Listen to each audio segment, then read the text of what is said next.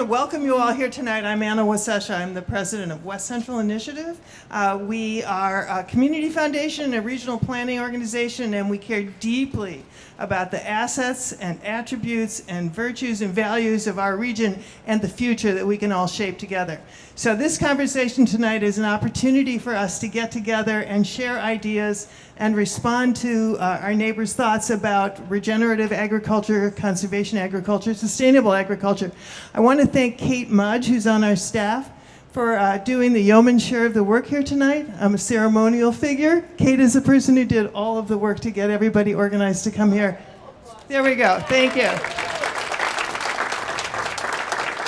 And I want to thank my colleague Tim Penny, who's the president of the Southern Minnesota Initiative Foundation. That's another organization similar to ours who worked with Kerri and Teresa McFarland to organize this opportunity for rural people to have a voice, so your voice will be heard across all of Minnesota through the NPR airwaves. Now I'm going to turn it back over to Kerri.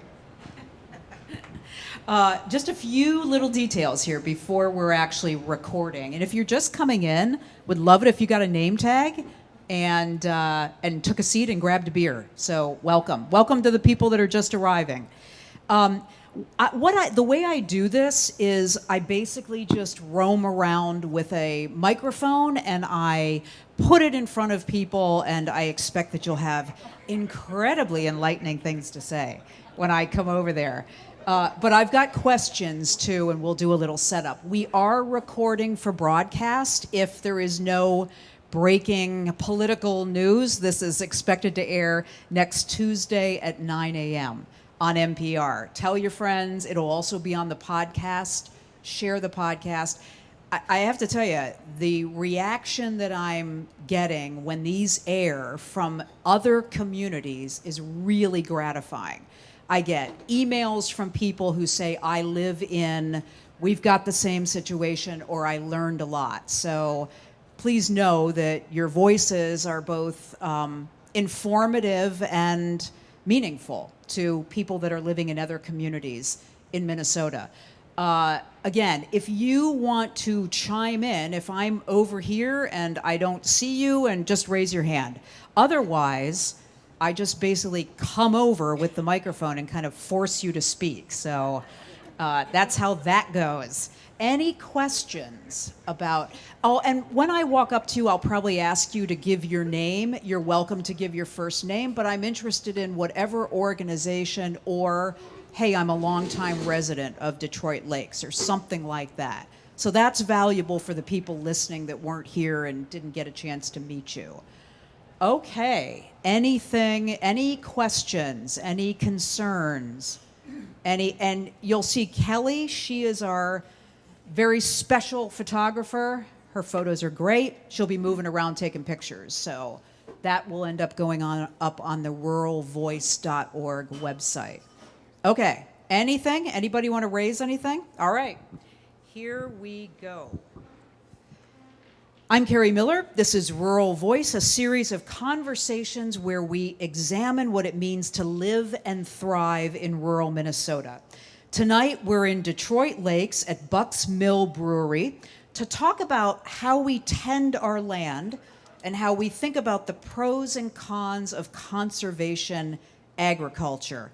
I'm going to ask us at the very beginning here to define conservation agriculture, so be thinking about that.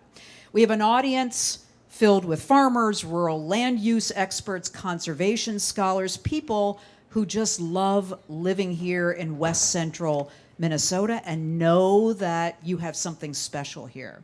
We're expecting a dynamic and knowledgeable discussion. I'll pop in with questions to ignite some imaginative problem solving, or just to kind of move the conversation on. Before we begin, a big thank you to our sponsors and partners. The Initiative Foundations of Minnesota, including our hosts tonight, the West Central Initiative Foundation, the Otto Bremer Foundation Trust, the Minnesota Public Radio, the Center for Rural Policy and Development, and special thanks to former Congressman Tim Penny, who launched the whole project. Okay, I want to get started here because I have a feeling that we will have listeners saying, well, what do they really mean by conservation agriculture? Is it in the eye of the beholder? is the way I farm conservation ag and the way somebody else farms not. So I'd love to hear from some people who would like to weigh in on what conservation agriculture is and who wants to, remember, I'm walking up to you. If nobody raises their hand, Ryan, because I spoke with you earlier, I'm coming over to you. Yes, Ryan had the good fortune to be early. So I had plenty of time to chat with him. How would you define that? And is there this sense that it's kind of in the eye of the beholder? I guess I would say it is definitely in the eye of the beholder. And First, you should say where you're from. I'm Ryan Froling. I live in Perham, and I'm a wildlife biologist. So I think it is in the eye of the beholder, depending on, I think, from the ag side, anything they can do on the conservation side, they're going to think is conservation agriculture. From a wildlife side like us, it's going beyond that and putting permanent habitat on the ground. And I think that's kind of where some of the dilemma comes in on, and the controversy comes in when we're trying to talk to each other. Okay. Do I have a farmer here who could say from their viewpoint, where's Noreen? Where is Noreen? There she is. Okay. Right there. All right. Before I get to you, Noreen, I'm coming over to Kurt. Curtis, tell us a little bit about who you are and where you come from. Yeah, well, thank you. I'm trying to get a hold of the mic there from you, but yeah, we've been organic for about 20-some years, and I'm farming with my son-in-law, and then we started doing some kind of chemical and stuff. But by and large, and then we're on the Soil and Water Board of Directors here in Becker County, and we've had such a really a great organization over there. A lot of this, what we were just talking about earlier, we're here in Becker County. We got a lot of tax base. We got all these different lake shores people and all the non-homestead people that really had to pay a lot of tax. But with that, we've had such a golden opportunity to really build up a lot of good, solid staff people here. And this goes into shoreline management, different things with no-till farming and everything. And the biggest thing is the soil health that we're really interested in. It's so vital there, all the different, to understand the components of good, healthy soil, and that produces good, healthy food, which we all enjoy and everything. So we have to pay more attention to that soil health. So that's what conservation agriculture is to you. Okay. Bingo, he said. All right. To Noreen, tell me a little bit about this collective of women farmers that you're with. So, being that I'm a little bit older, we have a lot of women in northwest Minnesota returning to the farmland, returning to their farms. They're women under 30, and they're kind of tapping out on corporate life. And I never saw, I didn't think I'd see this. And they're coming back in droves. Minnesota is one of the only states that people, beginning farmers, are increasing. Other states are losing, but Minnesota, we're doing it right. I think I can understand the DNR, I can understand the biologists too, that we need to do more. But I think we've also come an awful long way, because the more you see that land use, the no-till drills, cover crops in the valley. 10 years ago, we probably didn't see as much cover crops, even in sugar beets. They're putting in oats to kind of keep the sugar beets from spinning out. We're seeing cover crop sales like we've never seen. So I do see some, and I actually see too that the women are a little bit more, because they're feeding this food to their kids. So I think that they're a little bit more even grounded and they want to see more. But they also have to learn. We can all talk about no-till drills and we could talk about that, but it's $50,000 to $100,000 to get that equipment. Some of NRCS across the land, like in Clay County, you can rent one. We go several counties away and they don't have any that you can rent. So it's very uneven. and no one knows who has equipment at what county. You know, I don't see a map of, hey, Becker County, you know, what do you have for things tools that farmers can use? So we have to train them also. So conservation agriculture in that situation is we like the overall philosophy of it, but you need the right equipment and you need the money and the know-how to be able to do it. Yes? Yes. Who else wants to weigh in on just how it looks from your standpoint, your experience, your farm? Let me see here. Farmers. Farmer. Yusuf, no. Farmer? No. All right. Sir? Yeah? No? Okay. Who wants to weigh in here? Yes, ma'am. Kate. Kate Olson, right? I think conservation agriculture is one that conserves water, conserves soil health, and conserves energy. That doesn't sound very controversial. Well, if you think about it, irrigators use a lot of water. I see my neighborhood irrigators running right now when the corn is fully grown and should be drying out, and I see irrigation on soybeans that are fully mature, sucking up tons of groundwater. That's not water conservation. I see an awful lot of chemicals going onto the land around me. That is not soil health. And I see a lot of energy use. You know, we also are growing corn for ethanol, which is really foolish in my estimation because it's not cost effective. It's not good use of our land. It's not good use of our soil. And it's heavily subsidized. So I would say those things are not conservation oriented. Let me ask you this. Can you be a conservation-driven producer and have a multi-generational, very large, not a factory farm, but a multi-generational large farm? Can you still call yourself a conservation-driven producer? Okay, what? Yes? Well, sure. I don't think it's necessarily size that determines whether you're a conservation farmer or not. I think it's the ethics and the values that you bring to your farming. That's what makes a conservation farmer. Would somebody else weigh in on that? Yeah, let me come over here. Steve?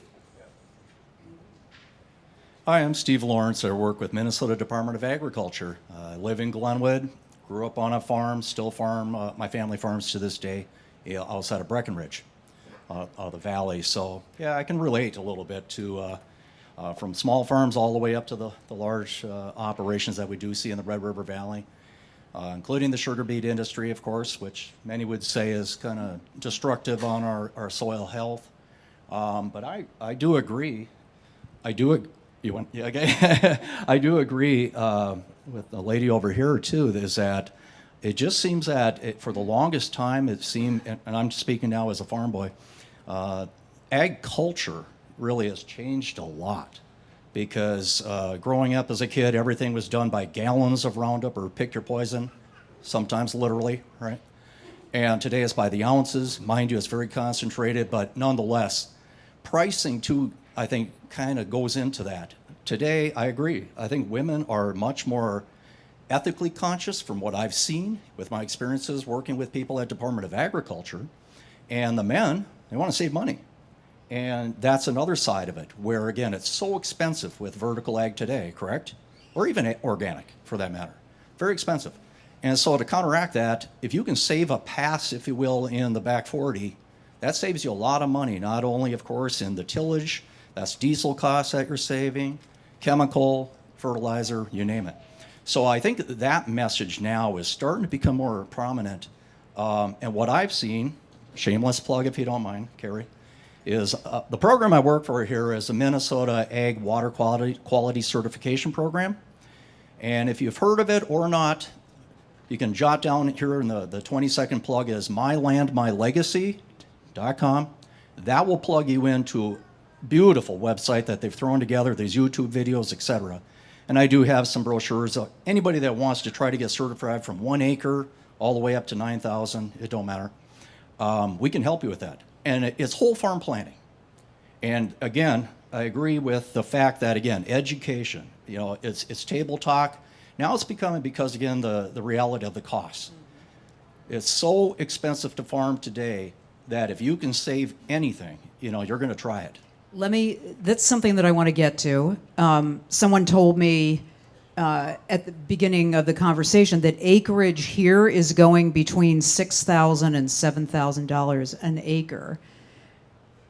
When you spend that kind of money for acreage and you plant, let's say, fence line to fence line, because you're maximizing what you've spent on the land, are you a conservation-driven farmer? Or is that where some of the people tonight who are talking about ethics would draw the line? I'm coming over to you, because you look like you have a thought. Oh, I have many. I'm Brittany Smith. I have a family farm in OTTO County. I'm here with my husband tonight, but we also both work in conservation. I work for the Monarch Joint Venture. I'm the Habitat Program Manager.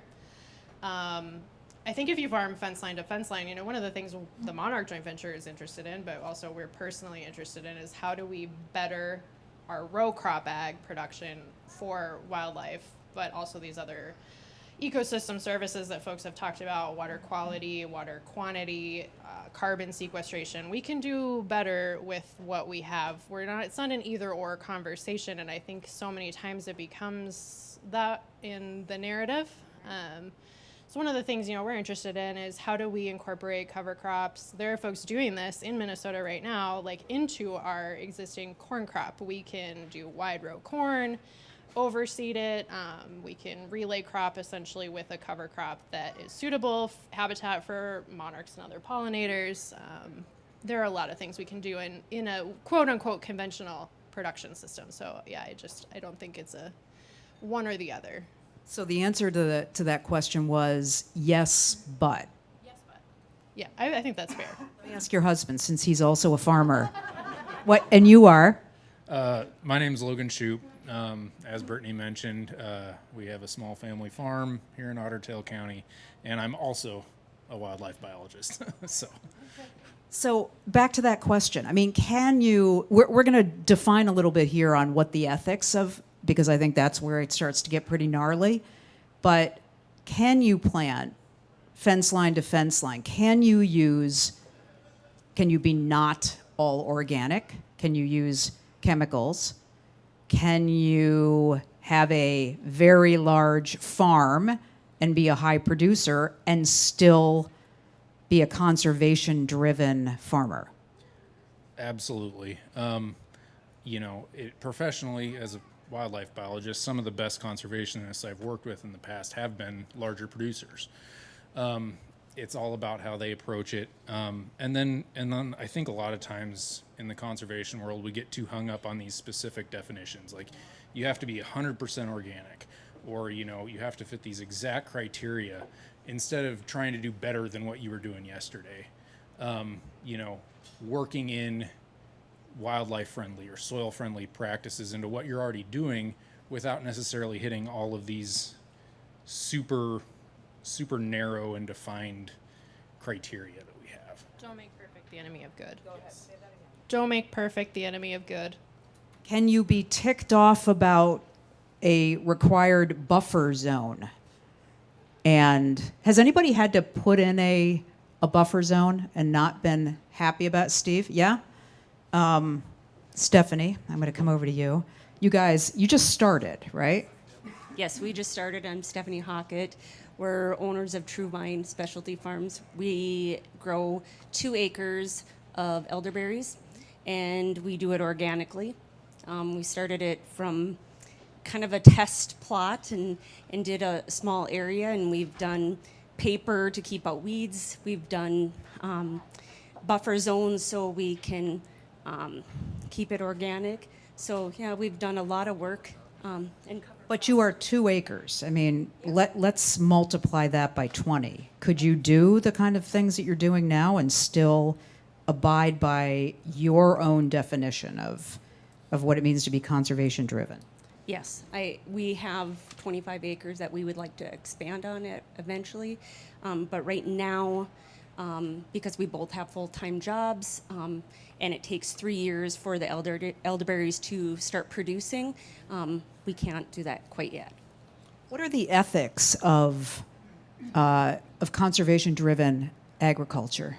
I mean, how would you actually define what they are? Kate, I'm coming over to you because you're on a farm, right? How would you define the ethics? Well, I do live on a farm. I am not a farmer. We actually bought the farm, which is a cattle farm, 40 acres. We have been spending a lot of time and a lot of practices, however, trying to bring back very tired soil back to some health through some prairie restoration. I think what I'm hearing tonight is a lot of the, and we're very fortunate, again, not to have to worry about putting our land into production above and beyond just being hobby farmers. But I think a lot of what we're not talking about is the diversification piece of this, and that when we are working in non-diverse environments and having lots and lots and lots of monoculture, that in itself is sort of a ethical concern, because it means that we're winnowing down on the species that you would find within all of that land. And we talk about conservation-driven practices of being a number of different things. It can be rotational grazing. It can be diversifying your crops. It can be focusing on your soil health. It can be water issues and how those affect your own land and your neighbor, the water retention in your soil. So I think that there's lots of adaptive ways into more regenerative practices without saying, okay, I'm going to go 100% organic in this practice. But there is a stewardship and a respect for the land and working with the land that I think that we might be missing in some of this conversation so far. You know, I wanted to look up what you told me about farm like it's 1939. Do you remember we talked about that? And that idea is farmers in that era would have considered themselves conservationists, or maybe not that title, but they farmed like it. What did they know that you'd like to re-energize? Well, I think many of the practices were just different. I mean, a big thing that's happened is farms have gotten much, much larger, and they've become consolidated. And so when you have, and our market system has just changed in such that it's easier to grow one crop a year rather than have a diverse farm. I think regenerative agriculture, I mean, correct me if I'm wrong, but these are not new practices. We're kind of going back in time and realizing that we've lost some practices that might be better to rediscover. So that's what I meant by the going back in time to 1939. You said a minute ago that we haven't yet talked about respect for the land. What are we missing on that? Well, not to be a doomsdayer naysayer, but we have some serious issues happening with farmland. We are having really big problems with soil erosion. I've said this before. A lot of people assume that the food that's being, or the crops that are being grown are for food for humans. Much of it is not. So I think we have to ask ourselves sort of what our values are in terms of what we're choosing to grow and for what. I think ethanol was brought up here as a topic of concern earlier. And farming in general is just very, very difficult for anybody to get into at this point for a number of different reasons. Conventional farming is becoming increasingly difficult to get away from because of, again, a number of reasons, like Noreen said, just buying the equipment to farm differently. You're going to need different seeders. You're going to need, all sorts of things. So, I see you nodding on the. I think you addressed it. I see you nodding about getting away from conventional farming when the easier, less expensive thing is to try to abide, I guess, by ethics, but kind of do it the way what you've got the equipment for. And the way your neighbors are doing it. Tell me a little bit about who you are. Yeah, hi, I'm Megan. I'm coming from Ottertail, Parker's Prairie, small town, and I'm not from around here. I'm a transplant. I'm actually from East Coast, Lancaster, where there's lots of farming going on, and the connection with the Amish has been a big imprint on me growing up around that, and how low impact of a farming community they are, and how much they depend on that actual networking and organization, sharing of resources, to lower their impact, not just energy input, but all around, all types of energy. And coming out here, my big project right now is starting a new farmers market in my town. Not able to farm, so I wanted to bring the farms together. And I think a big part of conservation agriculture, in my perspective, is how do we keep our resources of creating edible energy, essentially, local, and redistribute it as organized, as organically, pun intended and not, as we can with the local community. How do we just how are we able to best reconnect ourselves to the food that's coming from here, coming from our towns, and not just thinking, oh, all of this agriculture is just getting sourced out. It's not necessarily for human consumption, like mentioned before. So I don't know if that really got into your question there. I think, it resonates with me to hear some of you say people just think they're not really connected that much to how the food is being produced and basically where it comes from. The question that comes to my mind when I see everybody concerned about this and putting this into practice is it enough? I mean, what does it really take to make the kind of significant change that I think you all are committed to? Would somebody talk about that or weigh in on that? Yes, sir. Let me come over there.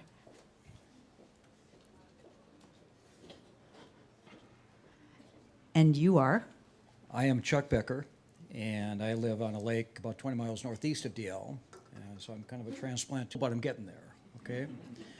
I belong to the local chapter of the Isaac Walton League, the Prairie Woods chapter up here.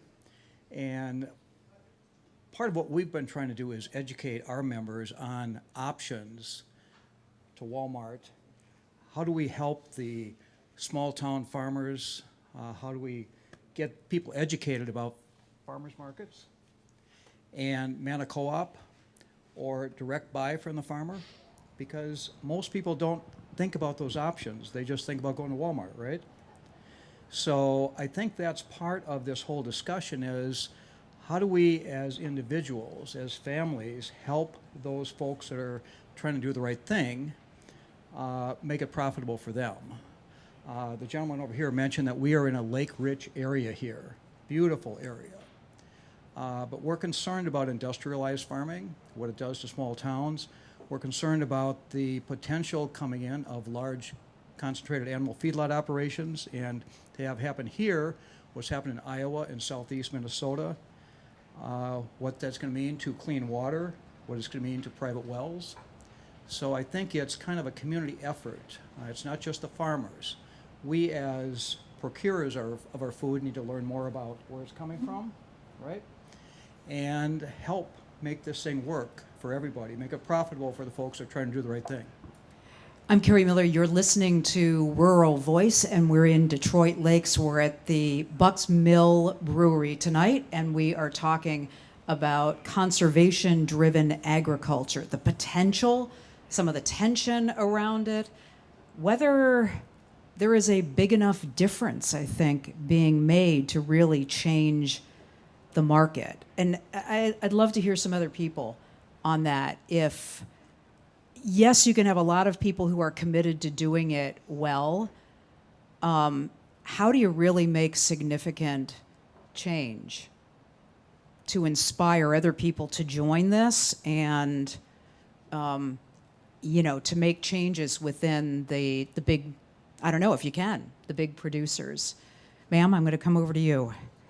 You're nodding. You've been thinking about this, I sense. Yes, you are. Excuse me. You have good sense. So my name is Stacy Salvavold. I live south of Detroit Lakes. I'm also a biologist, but I've been lucky to work with a lot of producers over my career. And I think we sit at an interesting opportunity right now, especially in this area. We sit at the head of 3 major watersheds, the Red River, the Mississippi, and the Minnesota. We also sit in a place where agriculture, wildlife, and all of our water quality are equally priorities, I believe, for the people that live in this area. I think there's threats from development to all of those things.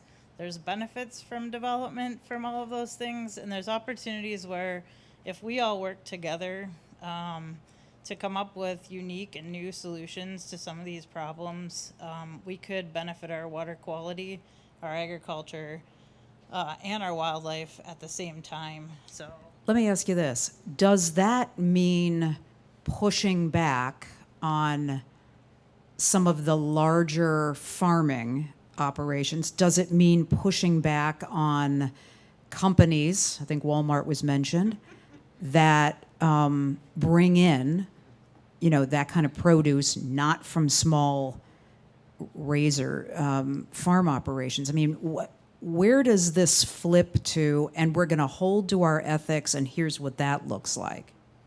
yeah, I don't think anything is an all or nothing. If we want to have produce in Minnesota in the winter, we're going to have to rely on some of it coming from somewhere else, at least some part of it, right? So I don't believe in any all or nothing.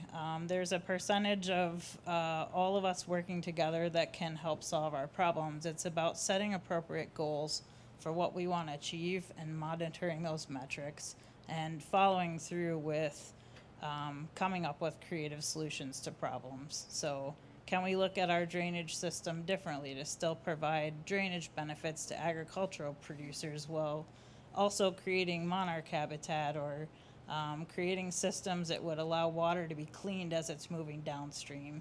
There's a ton of opportunity out there right now. We just have to harness it, and we're sitting in our community. I feel like we're sitting at a perfect nexus for having that conversation. So I hope this gets us started talking about it, Kerri. This is a good starting point for us. Do you all think this is done, and I will come back to Ryan and his friends here, do you think this is done better with, pretty strict regulation? Or is it done better persuading some of the people that still need to be kind of brought in on the idea to give it a try? What's, and I know you're going to say it's not all or one of the, but at this point, is it, we're going to need those stricter laws to make sure that we advance this cause of conservation? Good.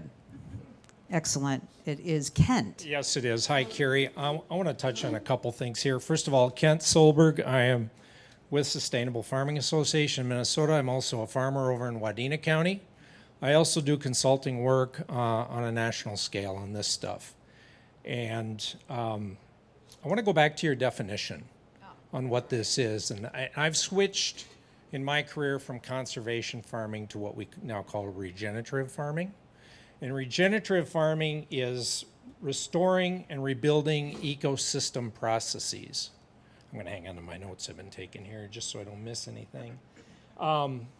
This stuff is scalable, and it's focusing on restoring the water cycle, the nutrient cycle, and ecological succession. Those are the big things that drive not only agriculture, but all of these conservation. Okay, so now I want to come back to what I was asking, because this fits really well with what you've just said. Can you do that among the smaller persuadables, or do you have to have some of these stricter laws that some people rebel against, some of the larger, maybe some farming operations rebel against, but that's how it's really going to get done? I disagree. We are now working with over 35 million acres of farmland across the globe on this stuff. And what we have found is that one of the biggest struggles is retraining the mind of the farmer. And Tell me what that means. yeah, what that means is they've been trained. We all operate based on our training, all right? And yet we have so much new data in the last 20 years in the world of soil health and in understanding ecosystem processes and disruption to nutrient cycling, plus all the water quality stuff that's out there. Once we understand that and we understand how we can literally leverage that stuff in order to do our farming and do it well at a higher degree of profit, maybe not always max yield. The training has been a focus on max yield. In regenerative agriculture, we focus on net profitability. And net profitability starts to really resonate with farmers. And we find that when we start getting 2 or 3 or 4 farmers in an area that do this for a while and are having successes, other people are watching. The social side of this is a far bigger hurdle to get over than the economic side. Social meaning? Everything. Social norms, mindsets in the farming community, mindsets within families, mindsets within the agricultural industry. There's a lot of naysayers out there, but when we have... Did any of them show up tonight, or were they scared off? And I work with folks all the time. I've been deep in this for almost 20 years. Okay, so we've worked with farms that for over 5 years before a light bulb goes off, that they start to see things. I don't like it to go that long. It doesn't help them. We have ways we can move it forward faster. But the big thing is getting that change in the mindset of how we manage our landscape.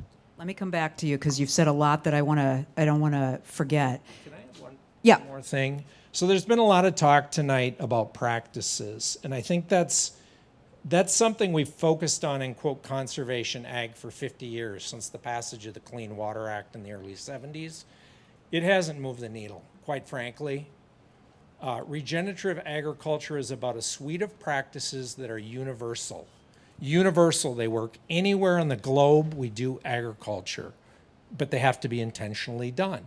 They have to be managed well. Practices only get us so far. Okay. I will come back. I want to zero in on what Kent was saying about retraining the farmer's mind. Is it just, it's conventional kind of, this is the way we've always done it, we've succeeded, we weathered the worst of times.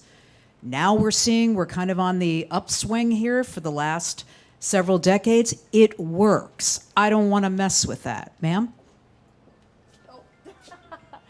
Well, I'm glad that Kent's here. I just noticed that he was here. I think his point about retraining, we talk about multi-generational, and what goes along with multi-generational is what you've learned as you've gone through your family's time on the land and what their practices, and you learn from your mother, you learn from your father, and then that's what you do. So I think Kent is right about kind of shifting the mindset of and we have a number of farming or ranching friends, and I can see it within their families that it's what they've always done. Do you think Ken is right that it's not so much the practices, it's more kind of the overall philosophy? I actually thought it was more about if you do this, this, and this, you're moving into regenerative kind of farming. What's your thought on that? Well, I think that you mean that. Restate. Yeah, Kent, you said too much discussion about practices tonight, not enough about Principles. There's a set of principles that we lean on that are universal in regenerative agriculture. It's keeping the ground covered. keep a living root in the soil, minimizing disturbance to that soil ecosystem. I got to look at my notes here. I'm going to forget. I'm trying to think of too many things. Keep armor on the soil, diversify, provide plant diversity out there, integration of animals, particularly ruminant livestock, and this all must be done within the context of the farm. Practices, as often are defined in statute or cost share or things like that regulation, are often very rigid.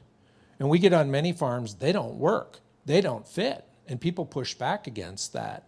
What we like to do when we're coaching farms is come in and explore what options and opportunities are there that fit within the principles. Yeah, it might be a practice like no-till. It might be something like cover crops, but that may not be the answer. We were dealing with a case study on a Zoom call this morning, and the person has been struggling, the farm, this is a large farm, had been struggling for years doing some of these sort of generic practices that are floating around out there, and it was a train wreck. It was a complete train wreck. There's some other ways that we can bring to the table that can help them look at what's there, that are opportunities for there that are going to help them move forward. So, principles, not practices. Yes, and so Kent mentioned bringing livestock back on the land, and over here you talked about the 1939 farming practices. Well, one of the things that made 1939 maybe better or different, I'll say, is that there was a lot more diversification on the operation. So they'd have probably cattle, they'd have other livestock, they'd do some cropping, and so that brought some of what Kent is talking about.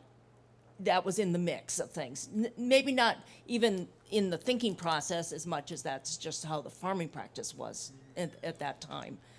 And I think that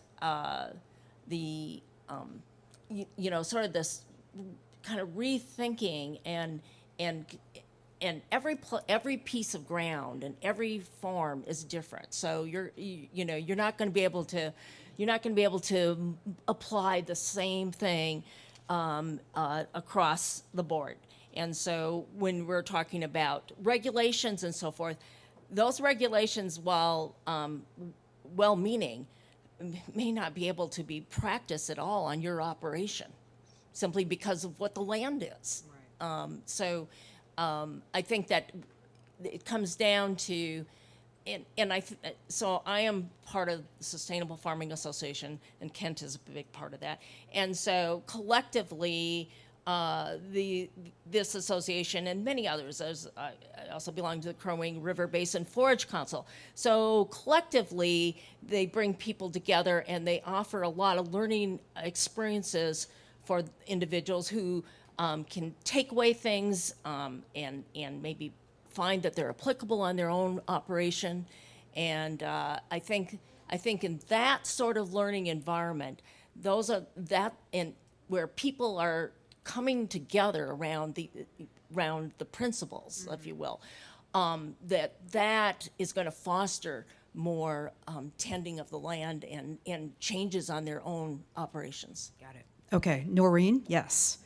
Again, thinking about what Kent said about retraining the farmer's mind, what that takes, and then also my question about, is it really about just laying down the law and requiring people to obey and then let's move on, let's move further in from there? Or is it really persuading farmers to do it? Noreen?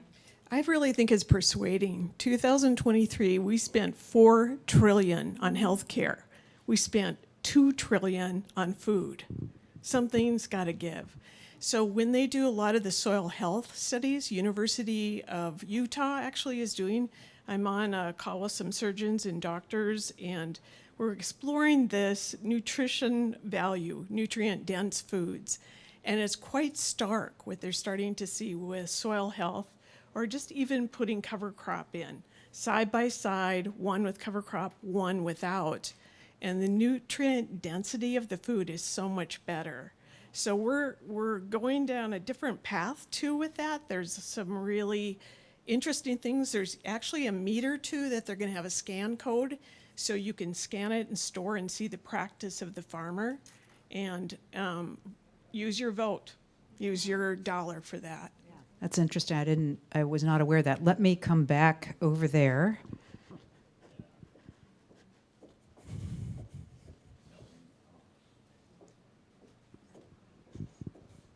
Yes, sir. We've been talking about trying to train the mind or retrain the mind of the farmer, of the rancher, of the landowner. That's not where the problem necessarily lies. Most farmers, ranchers, landowners are not out to abuse the land, out to degrade it. They are out to conserve it, to a degree preserve it within reason. The mind that may need to be changed, altered, retrained is that of the consumer, that of the buyer. You look at these corporations, companies, entities, what are they trying to do? They are trying to buy the most they can for the cheapest price. The economics of farming and ranching is what is driving the largest bushel crop, the largest yield, the biggest gains on our livestock, things of that nature. So it is the consumer mind that may need to be retrained. And there are things at motion doing this right now. Are some effective? Yes, they are. Are some ineffective? Yes, of course they are. I would say no, regulation is certainly not the answer.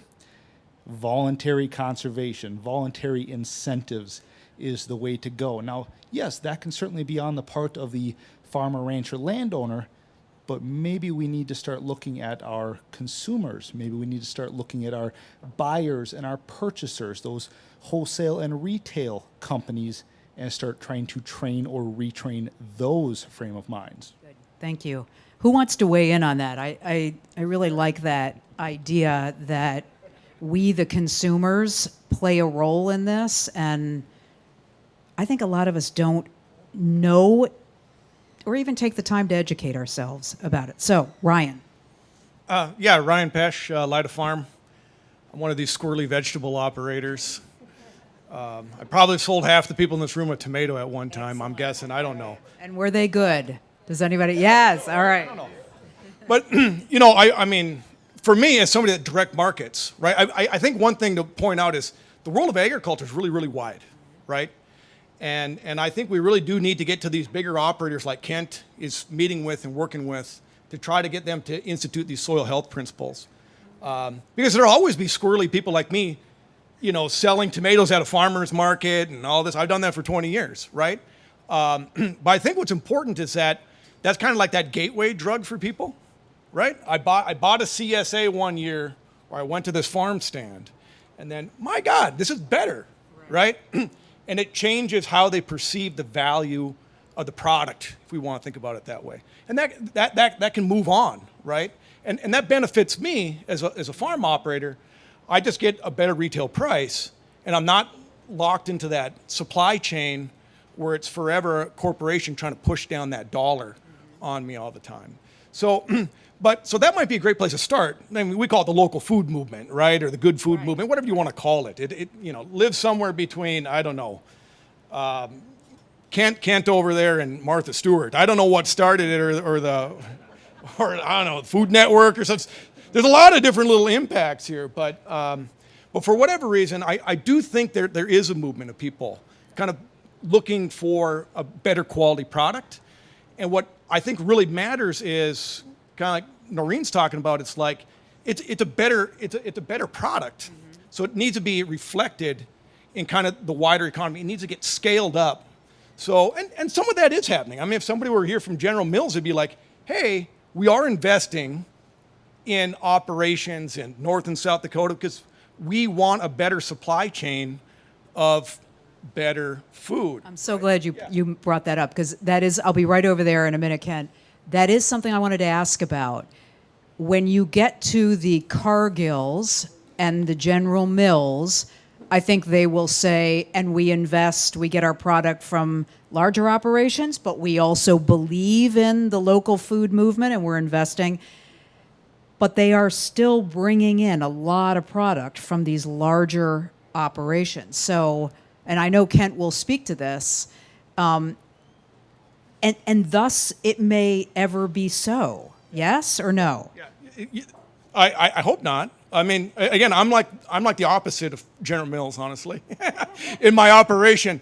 But I'm pragmatic enough to know that if there's a consumer sea change looking for better quality product and actually caring about, how that economically benefits folks that are producing their food, I do think that will make a difference over the long run. I do think there's a long way to go, right? Because from my point of view, doing this 20 years, I would venture there's probably about 6% of the population that really care about this stuff. And You think that's all? The ones that are most passionate about this stuff, the people, the foodies of the world, right? And I love the foodies of the world, and I am one of the foodies of the world because they're my customer, right? And that's how I built my business. It's foodies, right? We all want better food. All right, good. But there's at least, and then I don't know, I would say there's probably 15% of people that are kind of like, hey, I go buy sweet corn once a year kind of thing. Yeah. You know what I'm saying? Right. They appreciate it. It's not like they don't appreciate it, but they appreciate it in terms of like a $20 transaction once a year kind of thing. Right. That's not the same as somebody that's like, I eat 100% local kind of thing, and I only shop at the co-op across the street, which I'm also involved in, which is great. But the other 80% of the people are just kind of like, I don't know. Right. The tomato, I need a tomato. How do you get them? I don't really care, is it organic? I don't really care. How do you get them, the 80%? And I kind of heard myself described there. We have a farm near where I live. I live in rural Wisconsin, and we buy stuff from the farm. And then when the summer is over, we don't really think about it much. I'll bet you a lot of people are like me. Yes, Katie, on my way over there. Well, I think, you have to look at the food system and who it's serving, right? And corporations have driven indigenous farmers off the land in Mexico so that we can eat avocados and broccoli year-round.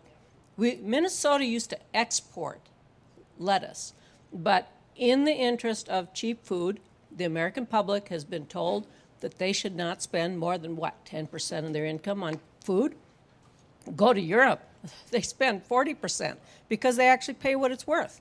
Ron and I, we were vegetable farmers long before it got to be cool. And we could hardly sell a tomato for, 25 cents.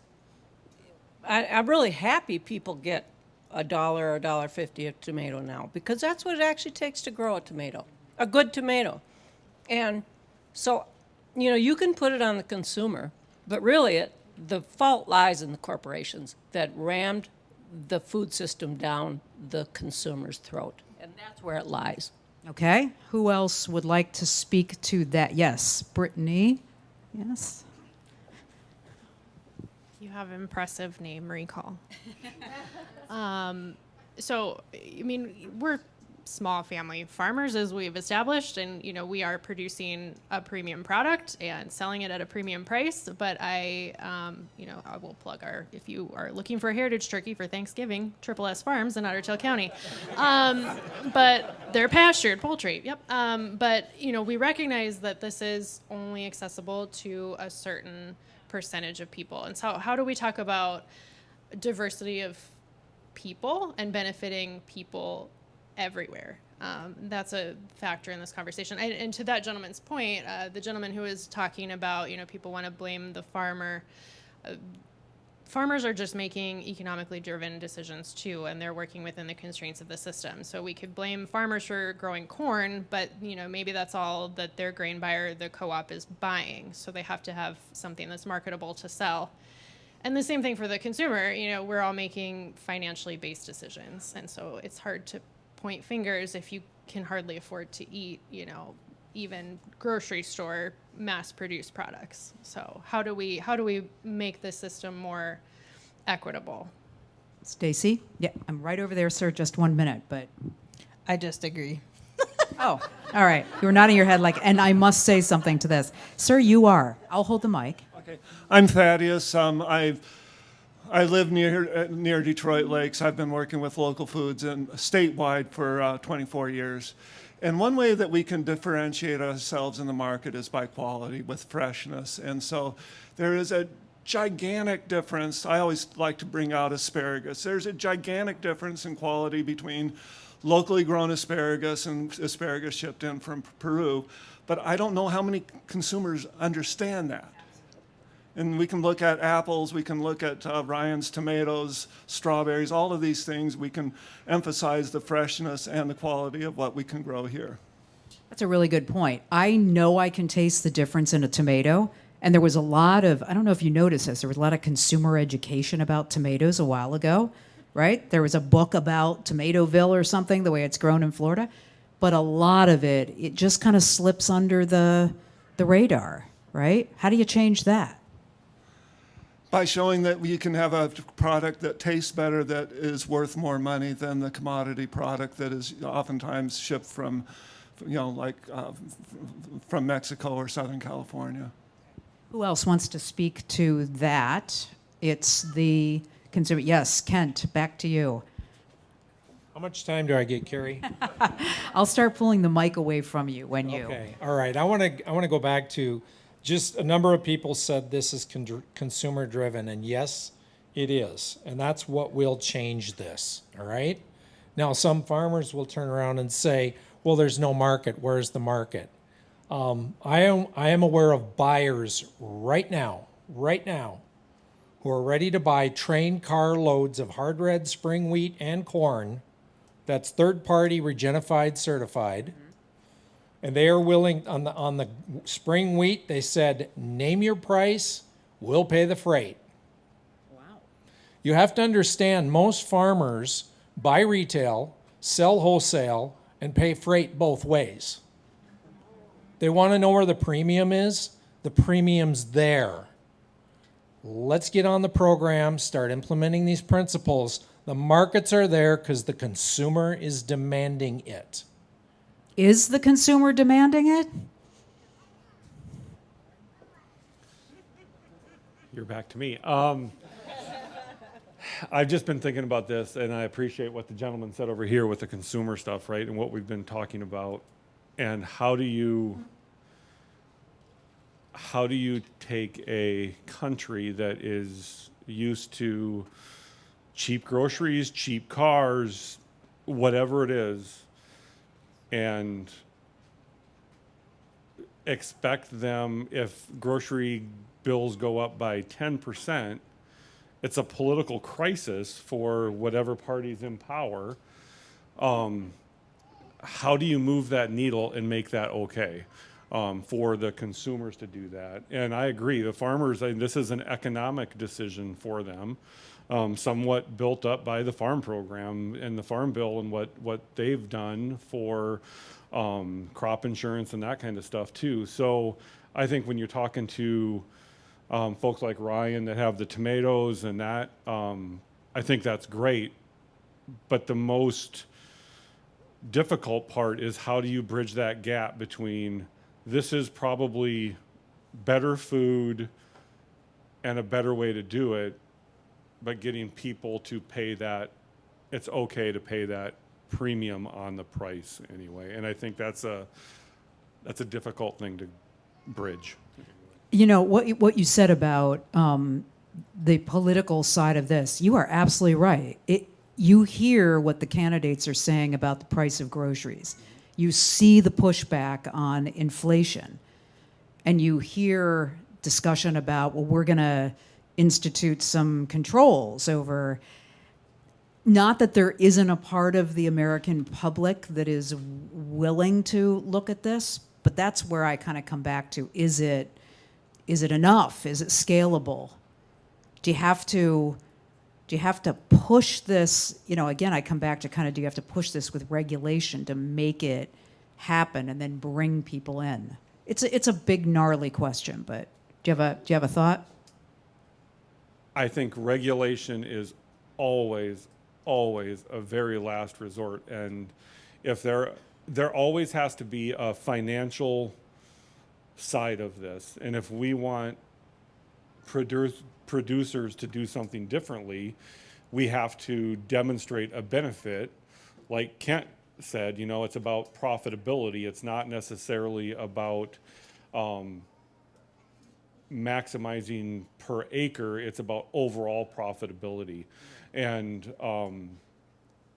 I just think trying to think along those lines of there has to be an economic or other benefit to both the farmer and the consumer to get that premium price to do the types of things that we're talking here anyway.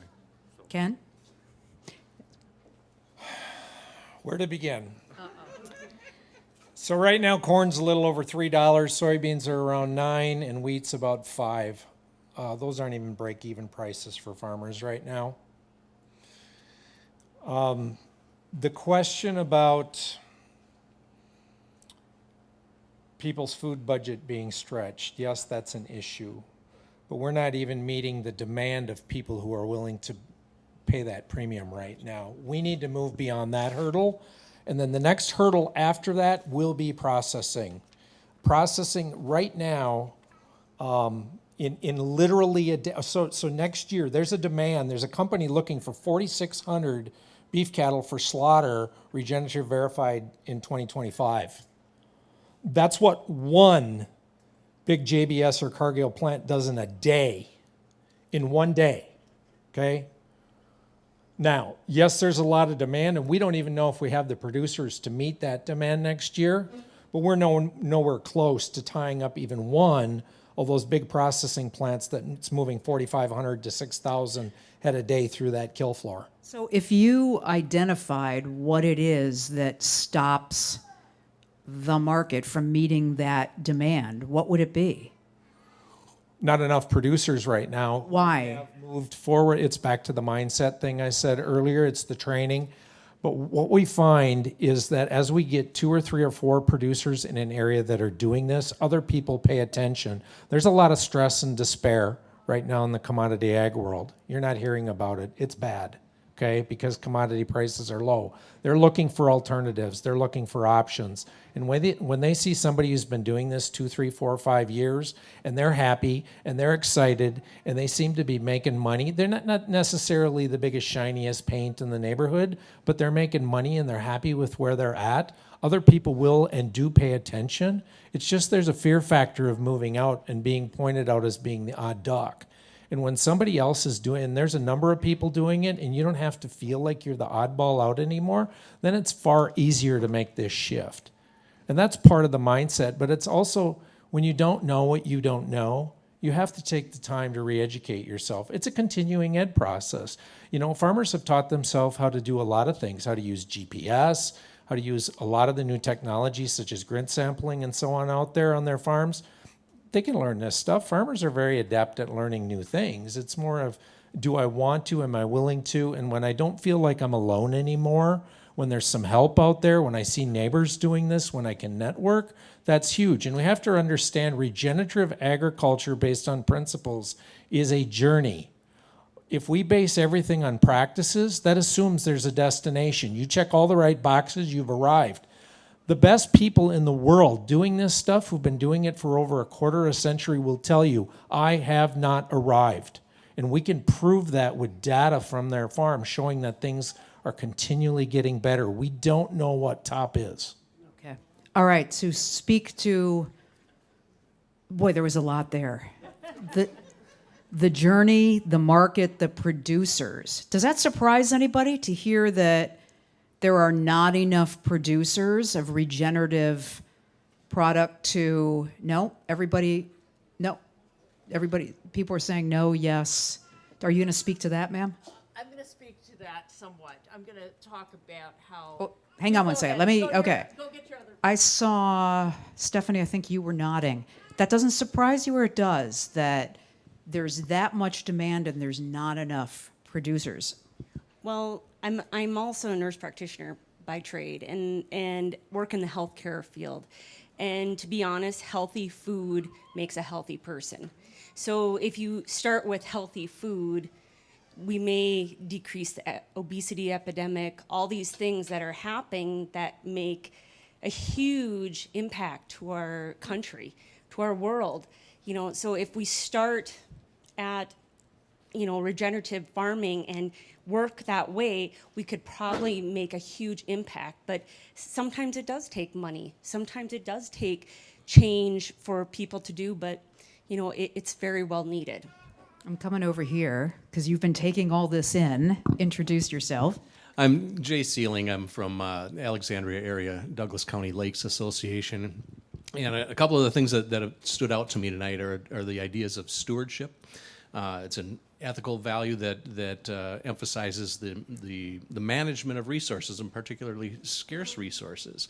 Other things that came to mind, I heard mention of the Clean Water Act. Back in the 1970s, the Clean Water Act was passed to make all the waters of Minnesota fishable and swimmable wherever possible. And along about that same time, there was a gentleman named Norman Borlaug who developed a strain of wheat, and we ushered in something called the Green Revolution. And the discussion I'm hearing tonight with conservation and regenerative agriculture, I would throw the question back out, is this a way that we are now having a new green revolution? Okay, good question. Who will weigh in on that? I will choose you. You know what? April. No? I haven't talked to you yet. Okay. I don't know if I have something to exactly address to the Green Revolution, but I do have something kind of falls on what Kent was talking about and some others. And the person over there with the tomatoes. Ryan. Do you still have some? Anyways, one of the things that happen, we have a lot of producers do the farmers markets, and you're having to not only grow, produce, market, do your advertising, do your accounts. So you as that kind of a producer have all of the other things that goes along with getting food out. And so one of the things that happens in the larger food industry, of course, is there's aggregation. And I don't think we found kind of the sweet spot for aggregation of products that come from your tomato farm. So do you have, you've got more tomatoes than you're going to move through your farmer's market, and you need a place they can go. And so I think finding that scale that's just right for producers that take some load off of you, because you're maybe not having to get all of your product marketed and all that tending, but it also may get more out to consumers. Good. Steve, I'm going to come back over to you about the Green Revolution. I mean, are you saying, Jay, you think you're seeing the seeds of it, or? Yeah, I think in a way. I mean, in the 70s, that Green Revolution was all about a particular genetic strain of wheat that could grow in drought conditions, and it helps feed the world. And we tend to think of that as, the science of GMO and higher yielding crops and bigger yields and fence row to fence row. But I think we're starting to see this new mindset, and we can call it a new green revolution, with the idea of conservation and sustainability and regeneration and biodiversity and water quality. This is all part of a network of stewardship of the land. And as to mindsets of producers and consumers, when I heard that discussion, I'm thrown back to the thing that made the biggest impact in conservation in my formative years was Dr. Seuss's The Lorax. And to see what happens when the Onceler comes in and does things to scale, and then what happens to it. But the key last words of that was the Onceler, once he learned his lesson, said, unless someone like you cares a whole awful lot, nothing's going to get better. It's not.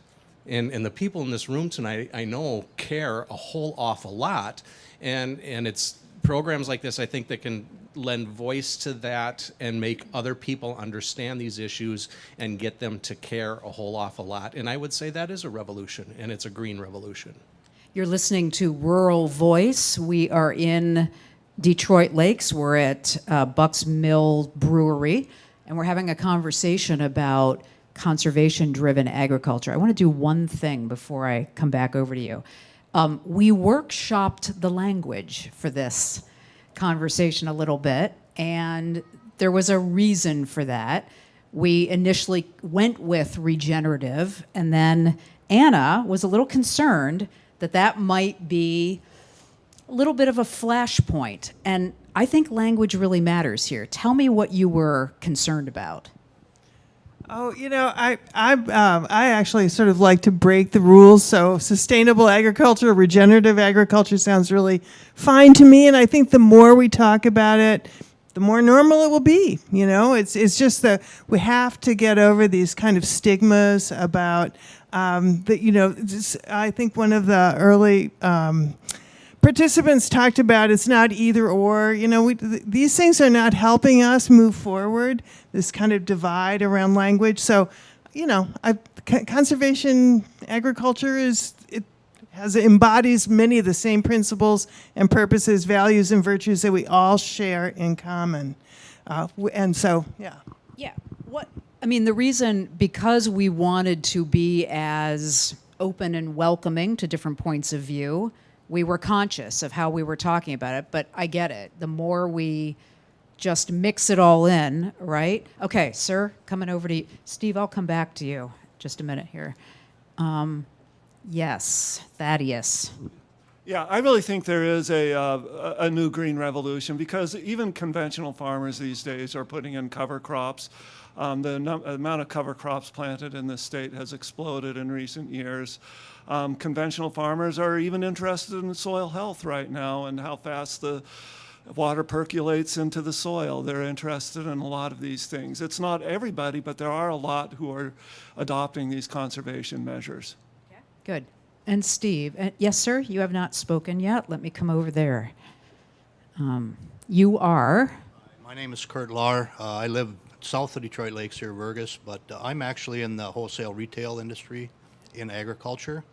And I just wanted to just shed a little bit of light, and I'm in 100% agreement with Kent on this regenerative ag, and that's really what kind of drew me into this meeting tonight. So our company is about, we produce a cane molasses-based fertilizer, and we're all about feeding the soil biology and improving soil health and all the things that have been talked about. The one thing that wasn't mentioned that I pulled up that I believe Kent is probably familiar with if he's into the regenerative ag is there's a term in the agriculture production industry called the 4 R's, and they stand for the right source, the right rate, the right time, and the right place. And it's all about being more efficient with the land and with your fertilizers.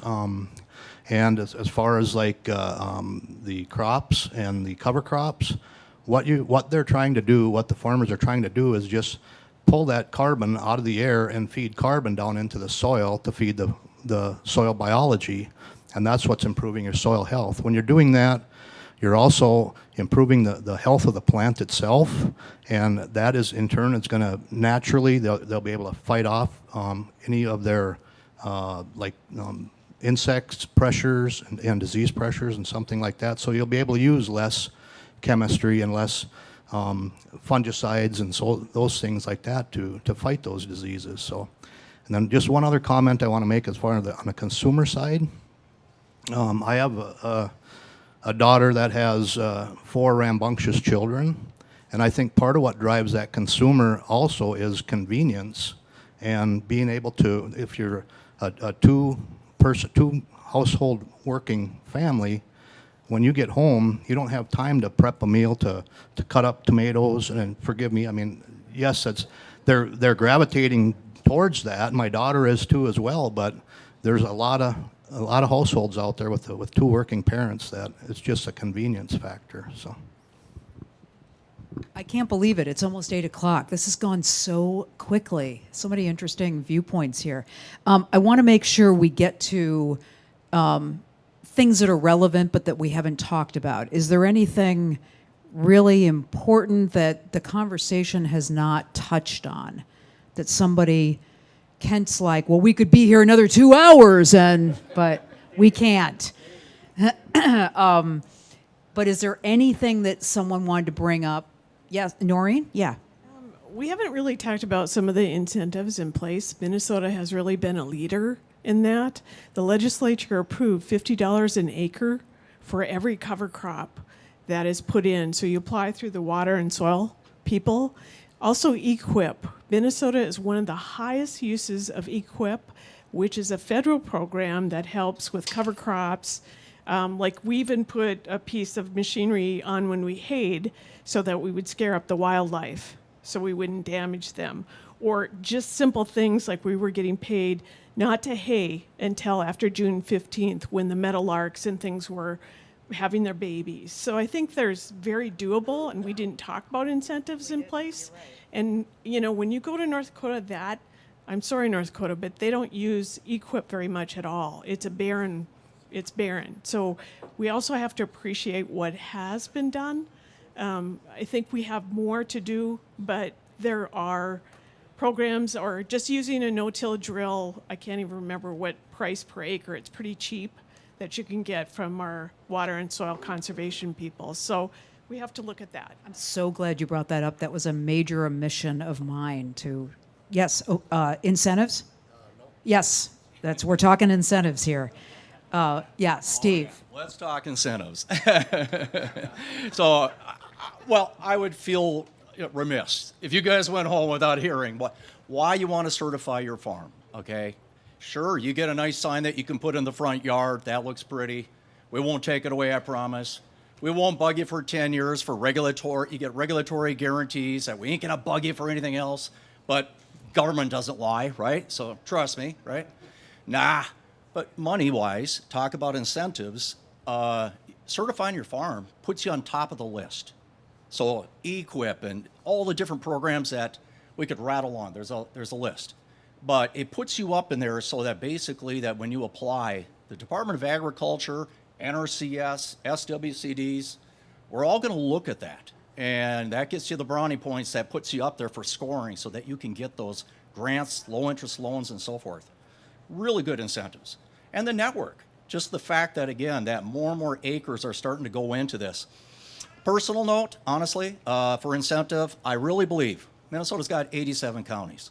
I really believe, again, okay, farm boy talking again, every county has that coffee shop, right? You know which one they are. And they're going to talk about you guys. Some of it good, some of it mostly bad, let's be honest. But the reality is, the honest to God's truth is that over all these years, the coffee shop now is starting to get, again, it's generational. And we're starting to see more and more people that are coming in. It's not even just the young bucks, people with silver in their hair, but they're learning more about, again, how they can save money, create a good product, get it out to markets. And, you know, Kent's right on, is that I was aware. We have a lot of family, believe it or not, that farm in Costa Rica. And they're agronomists by trade, and U of M educated. But anyways, long and short is, they pay premiums around the planet for Costa Rican products. Why? Because, again, they go through certification.